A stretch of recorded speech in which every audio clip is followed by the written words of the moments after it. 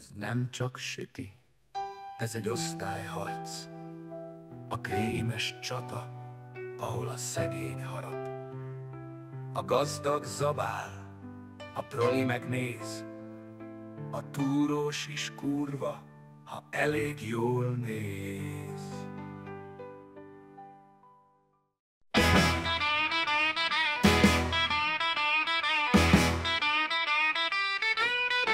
Hova csücsül a pultban, szét van kerülve. A proli túrós nem kér engedélyt se.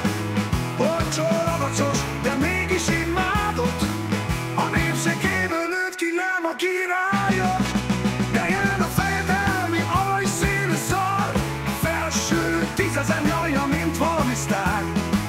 Csillog a zselé tész a tetején, de a lelke kihalt, mint a parlamenti beszéd. Ez nem csak süti, ez egy osztályharc. A krémes csata, ahol a szegény harap. A gazdag zabál, a proli megnéz. A túrós is kurva, ha elég jól néz. A hétköznapi darabot lehúzza a csicsa. Csak parasztok eszik, mondja a picsa. De mi van, ha a nép egyszer bekattan, és a sütit a pofádba tolja 60-ban.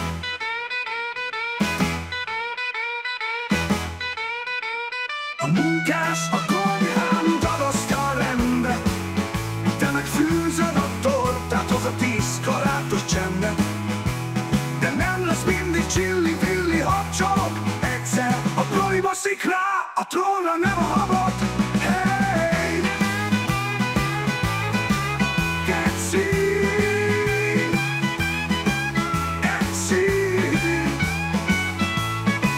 Geci! Geci! Geci! Egy falat a népnek, a maradék seg. A többi a pofádba teseljem seggücset. De a tésztában ott a harag a harc, mert a túrós nem nyalja be a narcisztikus arc. Ez a harc nem krémről szól, bazd meg, hanem arról, ki a pult mögött mit tesz meg. Tányérral a hatalom, villa a fegyver, és a süti végül szemem bassza a rendet. Hey, geci! Geci! Geci! Geci! Geci! Geci!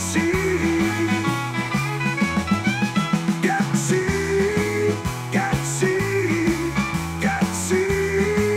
Geci! Geci! Geci! Geci!